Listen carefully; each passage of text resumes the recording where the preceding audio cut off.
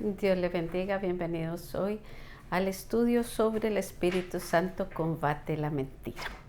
Nuestra introducción nos dice cómo la mentira es tan antigua como el diablo mismo y tan mala como él, porque atenta contra lo único que puede dar libertad al ser humano. La verdad, nos dice el pensamiento central.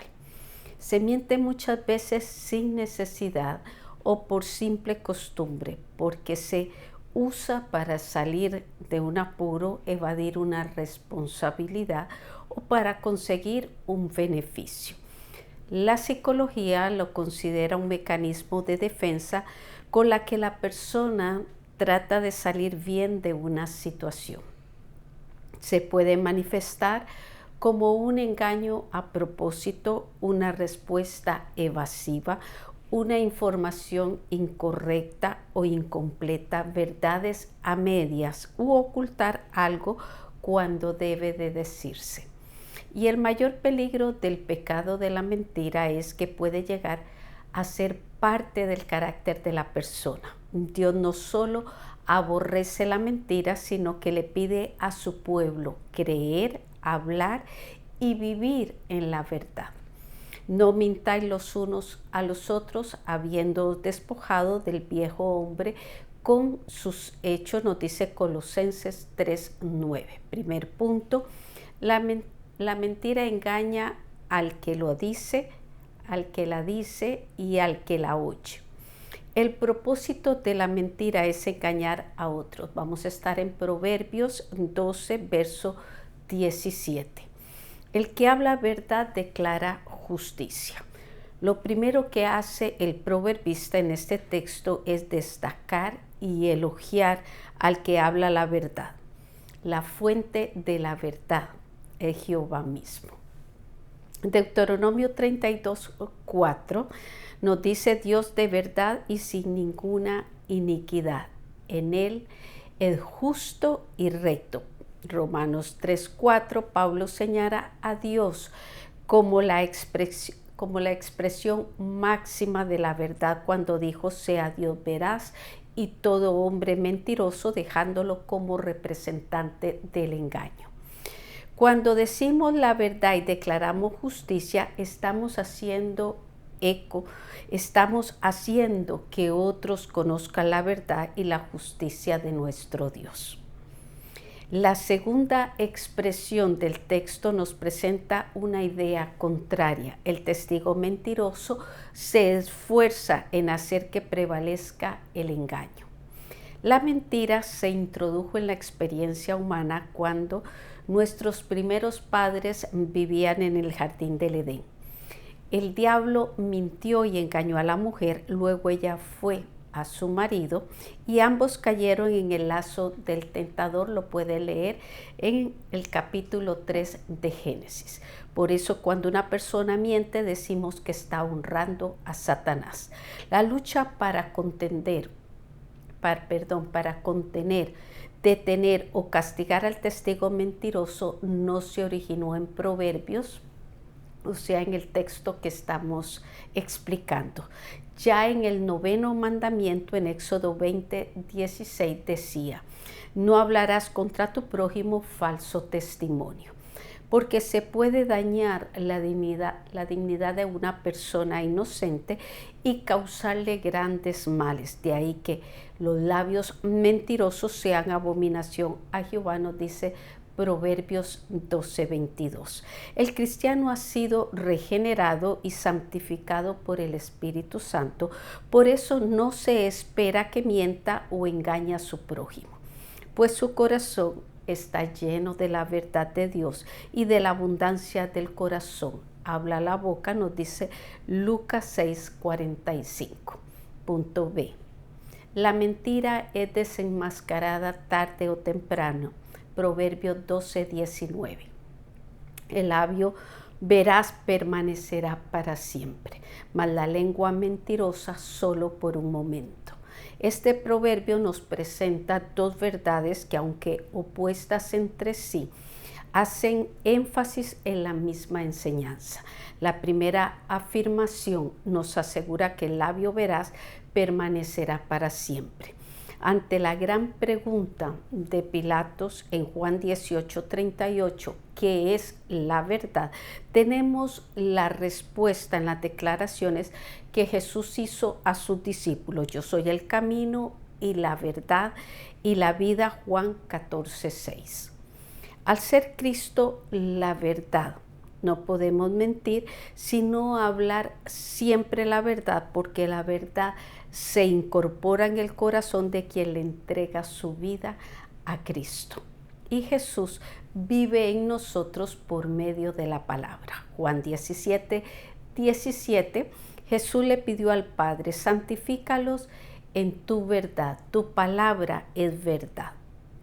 La segunda afirmación del verso 19 nos dice que la lengua mentirosa solo dura por un momento, porque los elementos en que se basa son falsos y quienes mienten deben inventar una cosa tras otra para defender sus mentiras. Y adquieren grandes habilidades para convencer a sus víctimas. Inventan fechas, fabrican casos, crean accidentes, tienen testigos falsos que no existen, hacen juramentos y se empeñan en hacer que todo parezca real sabiendo que es falso. A pesar de todo su esfuerzo y empeño, la mentira no permanece. Tarde que temprano se descubre su falsedad. Así que no dejemos de pedirle al Señor por nuestro caminar, que la obra del Espíritu Santo nos guíe siempre a toda verdad. Primera pregunta dice: ¿cuál de los 10 mandamientos condena la práctica de decir falsos testimonios? Punto 2. La mentira viene de Satanás para estorbar la verdad. El diablo es padre de mentira y niega la verdad. Juan 8, verso 43. Jesús dice: ¿por qué no entendéis mi lenguaje? ¿Por qué no podéis escuchar mi palabra? Verso 44, Vosotros sois de vuestro padre el diablo, y los deseos de vuestro padre queréis hacer.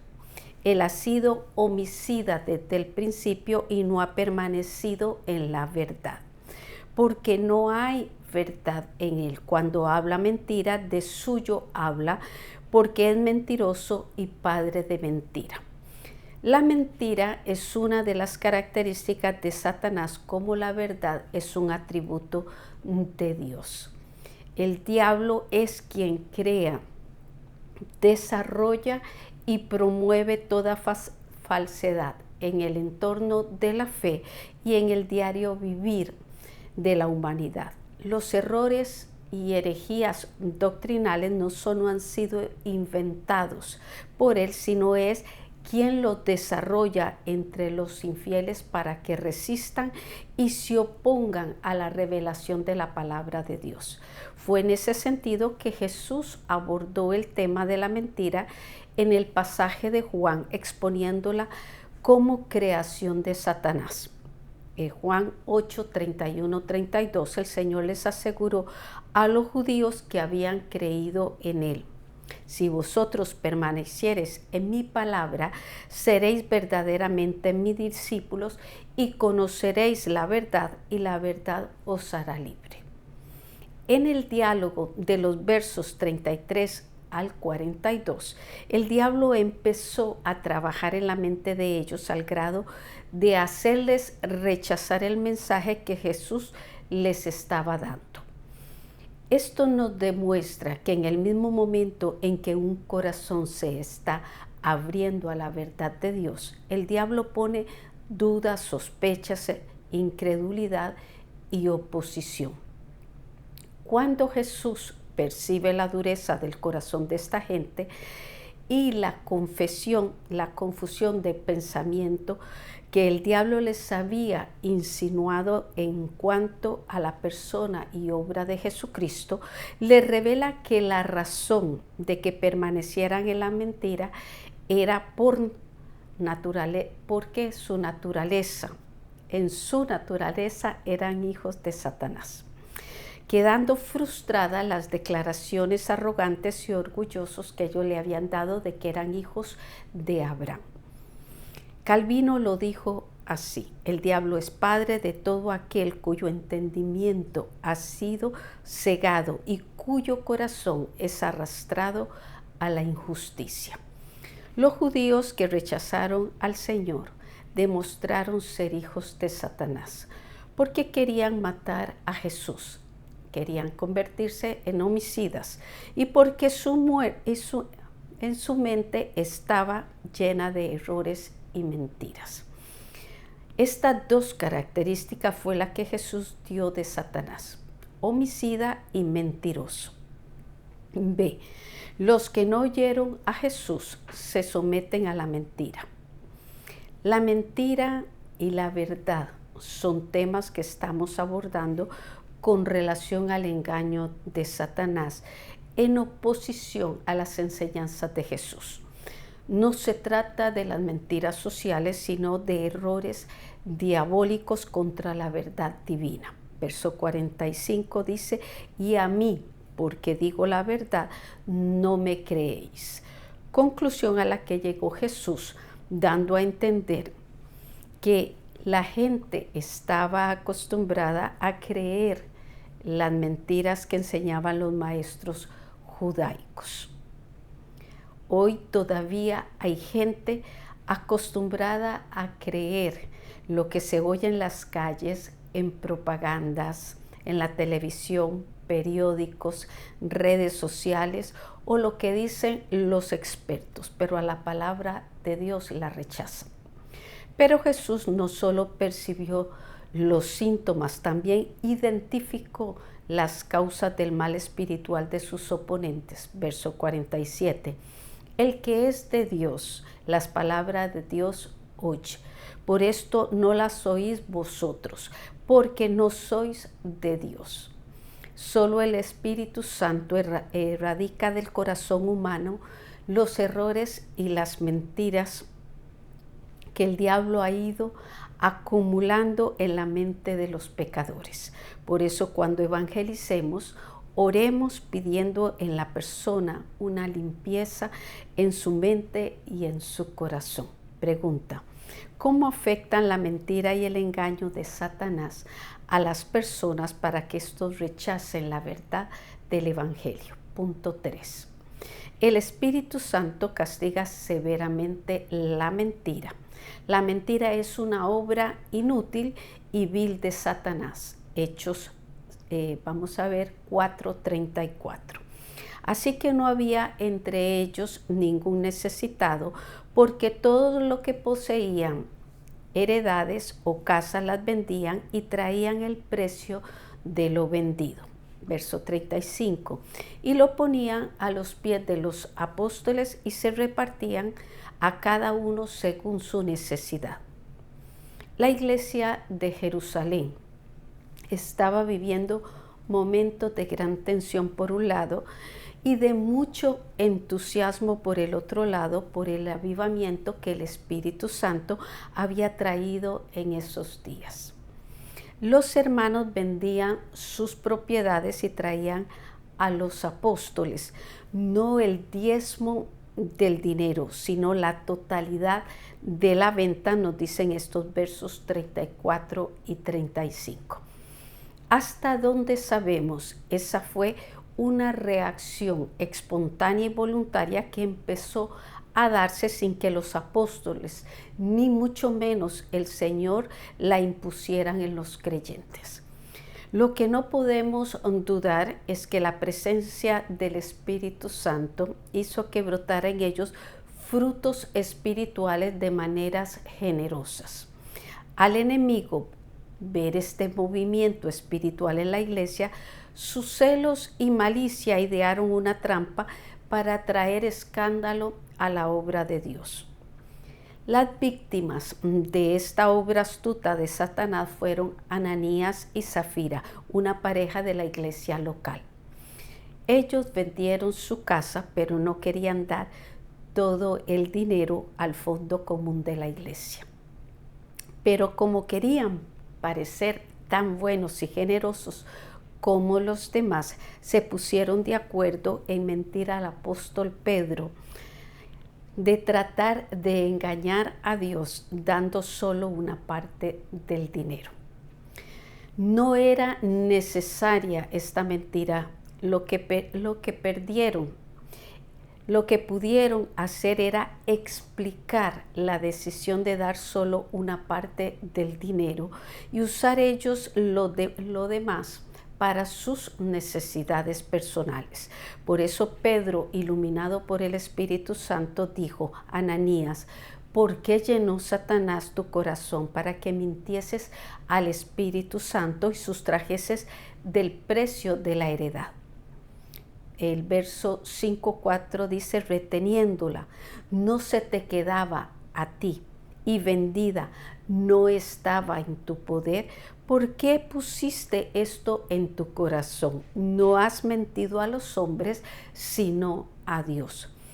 Así que la falla de Ananías no fue no dar el dinero, sino en querer engañar al apóstol y a la iglesia, haciéndose pasar por muy generosos, igual que los demás. Esto nos enseña lo inútil e innecesario de mentir, pero también las consecuencias de permitirle al diablo que nos incite a inventar o dar explicaciones falsas. Es mejor decir la verdad.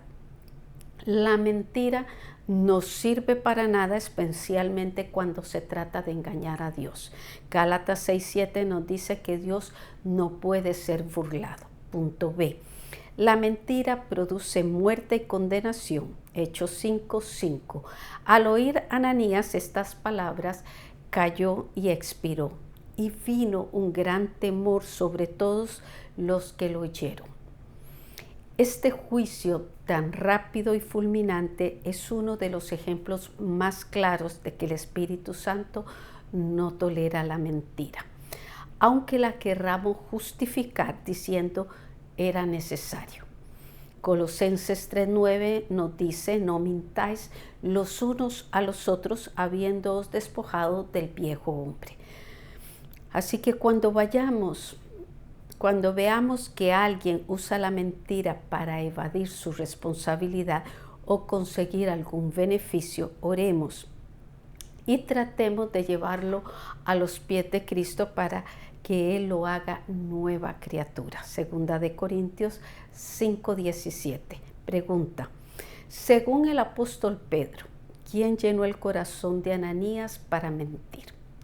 Reflexión. La mentira fue el elemento que siempre desvió al pueblo del camino de Dios. Los profetas siempre tuvieron que combatir la mentira y los errores paganos que condujeron a los israelitas a una ruina espiritual, moral y física. No es sino hasta cuando el Espíritu Santo regenera al ser humano y lo despoja del viejo hombre que el creyente es nueva criatura, libre de la mentira y del engaño. Así que te invito a meditar los pasos que se nos dan en el Salmo 120, verso 1. Dice el salmista: en la angustia clamé a Jehová. Verso 2, para que librara su alma, o para que librara mi alma en el problema que se encontraba del labio mentiroso y de la lengua fraudulenta. Verso 3, porque ¿qué te dará o de qué aprovechará te aprovechará lengua engañosa? Así que él midió las consecuencias. Verso 4, agudas saetas de valiente, refiriéndose a las heridas dolorosas que produce esta obra. Con brasas de enebro, retienen el calor por largo rato. La mentira trae tras de sí mucha destrucción.